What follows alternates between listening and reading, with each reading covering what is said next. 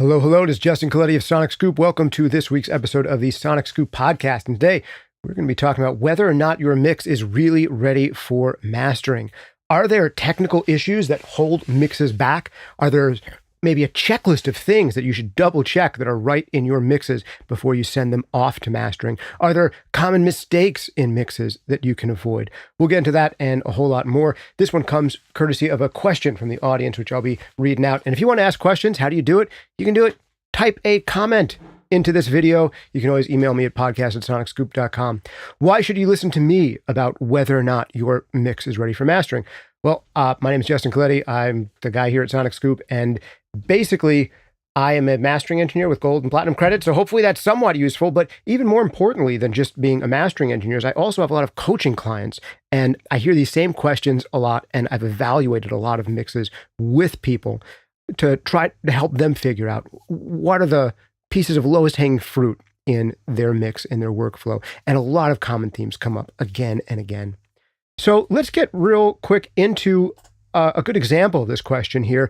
I got a whole bunch of questions from the last Ask Me Anything. I didn't get to get through all of them, but there was a lot of variations on this theme. Questions like, what are some of the most common mix problems that you run into? And I want to get one that was a little bit more specific. Here, someone named Maya writes in, how do you know by yourself that for 100% certain that a mix is ready for mastering so you can avoid back and forth with a mastering engineer when you send a really good mix, but when the mastering engineer replies to you that you actually have some technical stuff to fix that would help the master be much better. So maybe this is an issue that Maya ran into in one of her records. I don't know if this is hypothetical or if it's something that she's encountered herself, but do I ever say this to clients? Your mix is not ready for mastering. And honestly, the answer is I pretty much never tell that to my mastering clients. I have one rule about how you can know your mix is ready for mastering. Here's the rule. Rule number one. You have mixed the song to the best of your ability. Done. If you've mixed the song to the best of your ability, it is ready for mastering. Go get it mastered. You're done. This episode is over. You're welcome. If you're here for one of the replays and you notice that there's a 30-minute runtime, it's just going to be dead air from here. I'm not going to say anything else. No, there's more to say beyond that. But that is really the biggest thing. If you are the one mixing the project, and you're going to be the only one mixing the project, if you have mixed it to the best of your ability, it is ready for mastering. Are there a couple of things I can give you to look out for and a couple of technical issues? Yeah, we'll get into that. But this whole idea of there being technical issues that hold back a mix and keep it from being ready for mastering is a little bit of a red herring, because honestly, when there are issues in mixes that I get to master, those issues are usually not technical. The issues in most mixes that hold them back from reaching their full potential are issues of aesthetics, issues of craft, of mixing craft. A technical issue would be like, dude, your mix is not ready for mastering because you sent it to me in mono. That must have been an accident. You must have technically done something wrong in the bouncing end. You probably didn't mean to send it in mono. Can you resend it in stereo? Great, now we can master it. That would be a technical issue that would keep your mix back from being ready for mastering. Another technical issue, you sent me an MP3 file instead of a WAV file. Could I master from an MP3 file? Yes, I actually could. And honestly, if we're trying to do like a huge major label release and we have two choices, a really good mix that's an MP3 and we don't have any other copies of it and we're never going to recreate how great that mix is and it's an MP3 versus a really bad mix as a WAV file, I would master and release the MP3 over a bad mix. A good mix on MP3 mastered, although this is not the ideal, is a better bet than a bad mix that is a super highest resolution possible, then mastered. Should you send me MP3 files to master? No, that's not the idea. That's not the ideal. But that would be a technical issue where I'd say it's not ready yet for mastering. But other things like there's too much 60 hertz in your recording, or that's maybe a bit too much limiting that you have on your recording. Those are not technical issues. Those are issues of aesthetics and craft and choice. So get it out of your head, the idea that there are going to be technical issues that are holding you back. What's going to be holding you back is, did you mix the thing to the best of your ability? And is the best of your current ability good enough for you? So I'm going to tell you right now something that is a little unusual, a little uncommon, but I hope it becomes more and more common. And it's one of my best practices, something I do with clients who have exactly this question. Often people will write to me and say, Justin, I'm not sure if my mix is really ready for mastering. Will you just listen to my mix for me? Tell me if it's ready for mastering, if it's good enough. And then from there, based on whatever notes you give me, then I will send you a record to master, like a final mix. And I invariably say, I can't really do that, because if I'm going to sit down and figure out whether your mix really works, the best way for me to do that is to sit down with your mix for literally a half an hour or more and listen to it in great detail, like really hone in on it, shut out everything else in my life, listen to your mix, and give you really specific feedback on exactly what can be done. And often, I don't even know what can or should be adjusted in your mix for certain until I try mastering it. Until I hear, okay, well, this isn't mastered yet. It doesn't have as much compression or limiting on it as a final version is going to have. It's a little bit darker than all of your favorite records, so we have to brighten it up a little bit, or maybe there's a little bit too much bottom end or not enough, and I've got to tweak that a little bit. Once I start doing that, then I know how ultimately your mix is going to sound mastered. And I don't know that until I start digging in. So what I tell to all of my clients who write me in saying, Justin, can you tell me if my mix is ready for mastering before we master it? I say, no, I'll do something even better for you. I will master it for you, and then I'll send you my master. And if you want them, I'll give you notes on everything that I did in the master and exactly what I think, if anything, could be improved in the mix. Because I don't really know. I'll have instincts. I'll be like, I feel like maybe that kick drum is a little bit loud or a little bit tubby, but I don't know until I start mastering, until I start applying the kinds of EQ changes and other changes you apply in mastering. And I can say, yeah, that kick drum is a little bit too tubby. You should go back and tweak that if you want to get even closer to records I know that you love the sound of. If you want to have as much impact and punch as I know you want to have, here's as good as I can make it mastering. And now here's what I've done, and here are the tweaks you could make that could take it to yet another level. So this is something I often do for clients.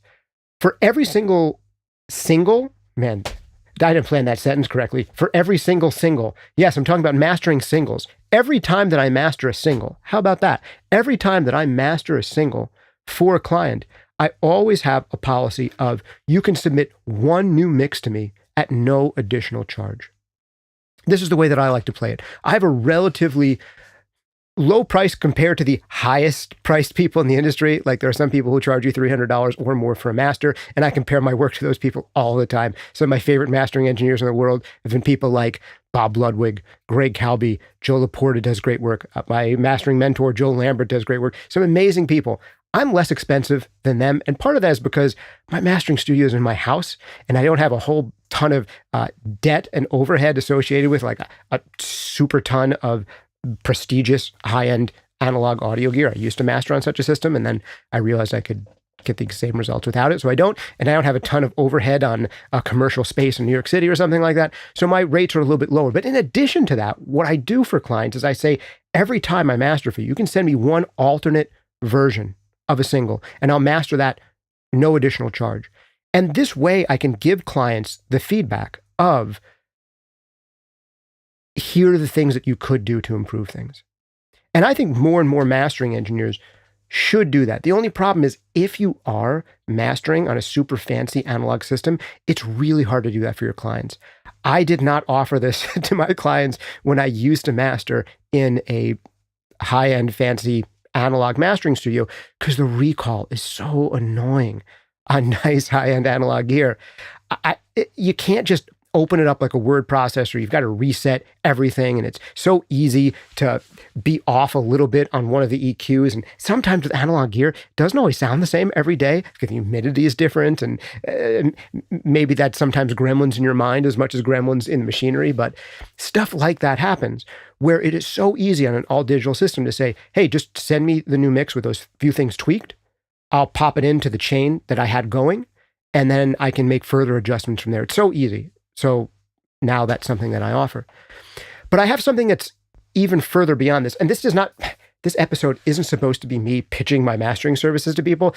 I'm really not. I'm trying to tell other mastering engineers, do this, and I'm trying to tell other people, if you work with a mastering engineer who's not me, ask for this, because I think it's so useful, so incredibly useful, because so many of the potential value adds of a mastering engineer in this day and age are called into question.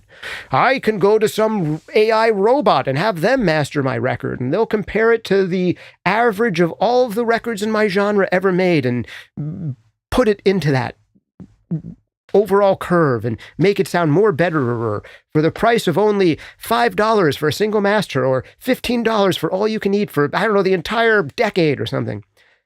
So in that world, in that kind of world, how do mastering engineers compete? And this is one way.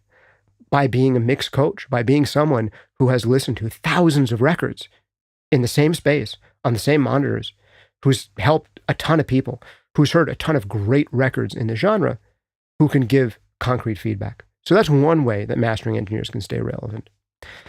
As a quick aside, I will say that most of those robot services, in my opinion, there's a lot of videos out there that do shootouts, and I would say that most of them, most of the time, make your mix sound, in my opinion, louder but worse.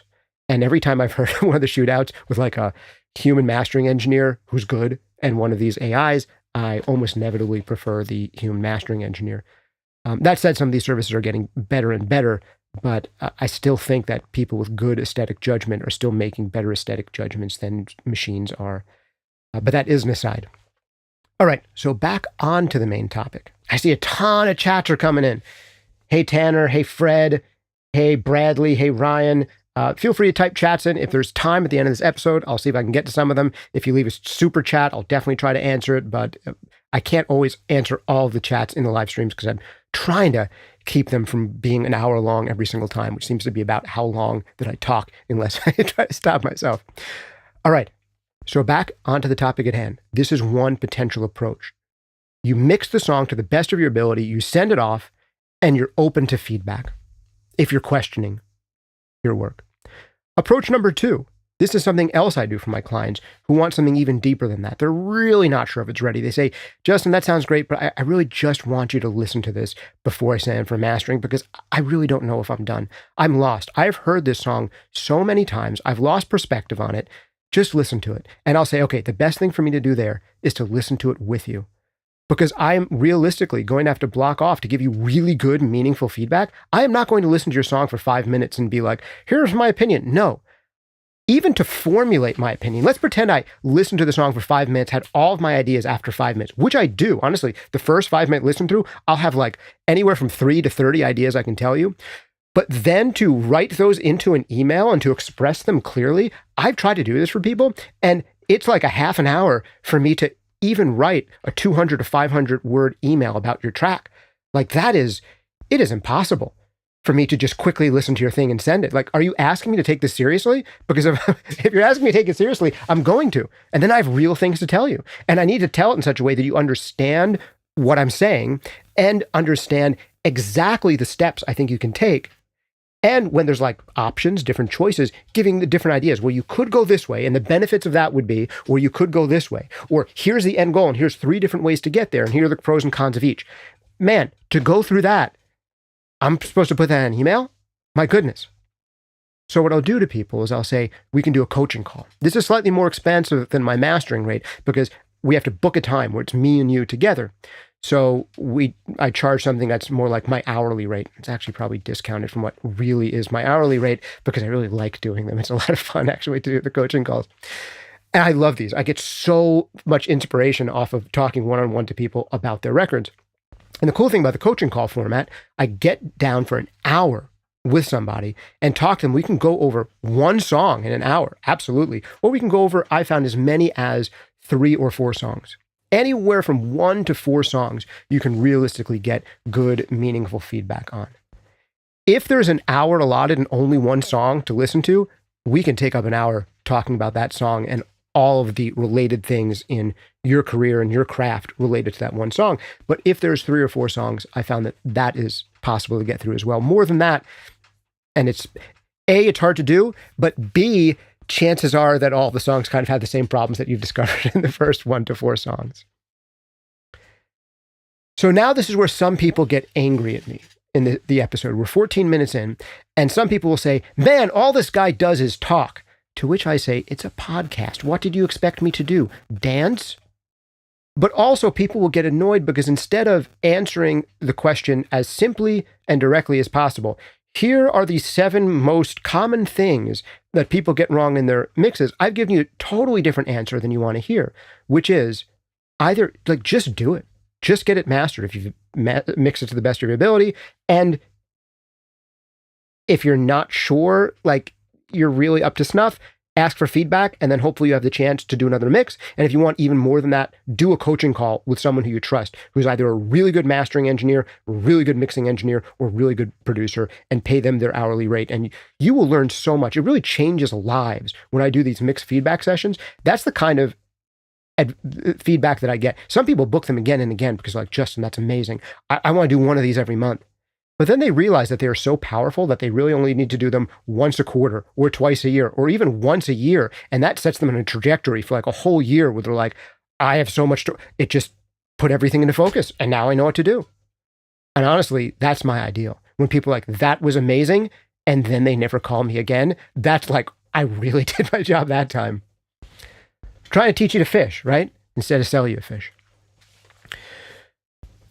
And I'm not really trying to sell you on anything. You don't have to book me as a mastering engineer. I'm trying to sell you on the idea. And I'm trying to sell you, mastering engineers and mixing engineers and producers who are at a higher level out there, this potential service you can offer. Because honestly, in addition to creating works for other people to hear, one of the ways professionals have always supported themselves and always enriched the lives of others is by helping them in their craft and teaching. I mean, Rembrandt, one of the most famous painters in the history of painting, he made like half of his income painting pictures of rich people and the other half teaching their snot-nosed kids how to paint. But, you know, I make fun of the snot-nosed kids, but honestly, he's enriching people's lives not only by painting pictures for them, but by teaching other people to do the kinds of things that he had mastered. That's extremely useful. People before Rembrandt weren't painting like Rembrandt, and afterwards, a lot more people were. And part of the reason is because he showed them how. Isn't that amazing? Shouldn't you be doing that? That's a way to enrich the world for generations to come. So, if you want the answer, that is, here are the 7 things that are most commonly mistakes that I see in mixes, the most common things that can be improved. I've done a whole episode on that. And I'd encourage you to search it. Search Colletti or SonicScoop and search the 7 Deadly Sins of Mixing. I think the subtitle is The Mixing Engineer's Pet Peeves. And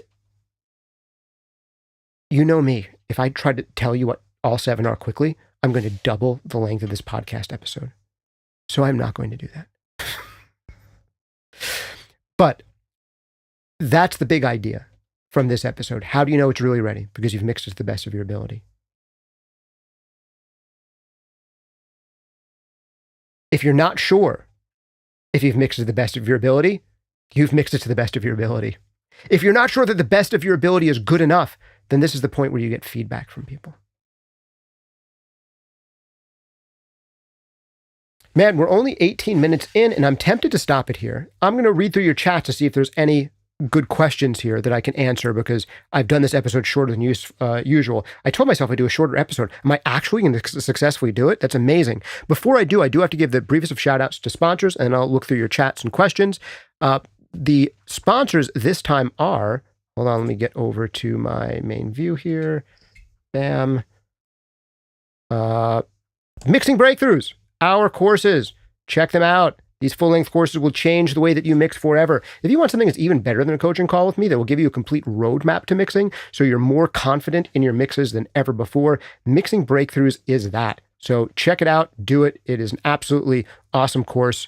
Mixing Breakthroughs has changed the lives of so many people who have gone through it. I really can't recommend it highly enough. Also, check out some of our great sponsors, such as SoundToys. SoundToys is sponsoring this podcast episode again. They've been one of our big sponsors from the beginning. They got a huge sale going on right now, 50% off the entire SoundToys bundle and 75% off some individual effects, including one of their most popular effects, the Decapitator, is on a huge sale. This one is so popular, it almost never goes on sale, but it's right now $69 for the Decapitator. Echo Boy, $69 for just that one. Probably the best delay plugin ever made, in my humble opinion. So check those out, and check out the full-length courses Again, mixing breakthroughs will really transform the way that you mix forever, for the better, guaranteed, or your money back. Compression breakthroughs, EQ breakthroughs, mastering demystified, every one of them comes with a money back guarantee, and each one of them gives you a real system. Mixing breakthroughs is the best place to start. It is a system, a roadmap for mixing, so you can mix more confidently with more creativity than ever before. You can mix more quickly and better with less second guessing. Is all that possible? Absolutely. And if you think I oversold it, you just ask for your money back and you get it. If you want to understand compression inside and out like a pro, if you feel like you can't hear and use compression the way professionals do, check out Compression Breakthroughs. Even if you go through the first 90 minutes of that course, it's going to change the way that you hear compression forever. 100%. And then the whole course goes through how to compress every single instrument in every single genre. It is value packed. And EQ breakthroughs, same deal. It's front loaded. If you check out the first 90 minutes of that course, you will start hearing EQ in a totally new way. Your ability to recognize frequency ranges and specific frequencies is going to dramatically improve once you have the right mental frameworks in place and you go through some of the essential exercise that we do early on in that course. And if you go through the whole thing, you're going to understand how to mix every single genre of music and EQ every single instrument in every single genre. So, a whole bunch of things coming in. Bradley asks, Justin, please explain how you feel the mix rather than think about it. Oh man, zooming in and zooming out. I can do a whole episode about that, and I have. I think so that I don't get too bogged down, we're going to call this podcast episode here, but I'm going to encourage you, if you really want to hear the major things, the most common places where mix tweaks can improve the final master, check out that episode. I'll see if I can link it here in the show notes in the comments as well. It is called The 7 Deadly Sins of Mixing. The 7 Deadly Sins of Music Production is actually literally about the 7 deadly sins and how they apply to music production. But the 7 Deadly Sins of Mixing is about the 7 most common things that I find come up again and again when I suggest that people make tweaks. Also, I'm going to give you some additional inexpensive resources in a second. Those 7 deadly sins, man, I can't go to it. I start going to it, the podcast episode is going to double. So the last inexpensive resource I will give you is that we do have a member section here on YouTube, and I do members only mix feedback sessions once every other month. So every single month, I either do a Q&A session that's for members only or a mixed feedback session that's for members only. And this month, December, is a mixed feedback month. So we have our mixed feedback session coming up at the end of this month for just $5 a month. You get into that mixed feedback session. I go like 3.5 hours and I listen to usually a dozen or more mixes from our members and give specific feedback back on everything that can be done in that mix to improve it. And you get the feedback from our great members as well. We've got some really high achieving people there and people at the beginning of their journey as well as those really far along. So there's a great blend of people, really supportive community. Consider paying $5 a month to join right here on YouTube, become a member of our community and get into those really inexpensive mixed feedback sessions. If you do a one-on-one, if you want to do a one-on-one mixed feedback session, I do those as well. You can reach out to me directly, podcast@sonicscoop.com and or justin@sonicscoop.com, and I'll check those out. Also, if you want to master with me, you can just look me up, Justin Colletti Mastering, and you can book me there, and we do have that option as well. I think there is one alt mix that you can send in on singles, 2 alternate mixes on EPs, and then 3 alternate mixes on albums. So one of the last things I'd recommend for mastering engineers who want to put this into practice, or someone who wants to take this approach on the mixing or producer side, the other recommendation I'd give, here's a best practice that I've come across, is that if someone's not sure if they're ready for mastering, and they really want either the coaching or the feedback, and they want to do a whole album, here's my quick recommendation. Just start with 1 or 2 songs. Even if you have a whole album done and you're like, I think I've mixed it all to the best of my ability, send me 1 or 2 tracks and I will master those and give you feedback. And then off of that, people end up remixing their entire albums based on that feedback. I just had that happen with someone just the other week. He was doing a full-length album, 12 songs. He's like, I have 9 of the songs ready. Can I send you all of them? And I'm like, send me a few first. He sent me 4. I mastered 2 of them. And I sent them back and I'm like, here's the best I can do. And here are the things you can tweak. And he's like, Justin, That's amazing. I thought I was totally done with this, but you've reopened my eyes. I hear how it can sound now that it's gone through the mastering process. And with this advice, man, I can totally make some tweaks. He sent back new mixes, and I kid you not, he called them version 30. Not because it was his 30th version, but because he thought that they sounded 30 times better than his original mixes after that process. And then he sent me the rest of the album. It is a bad time to go through, master an entire album of 12 songs, and then have to remaster the entire thing based on feedback. So if you have a large collection of songs, I recommend starting this process with just one or two. And if you don't have an audience yet, I'd recommend you not even do albums to begin with, that you start with singles and EPs. But that's a whole another episode.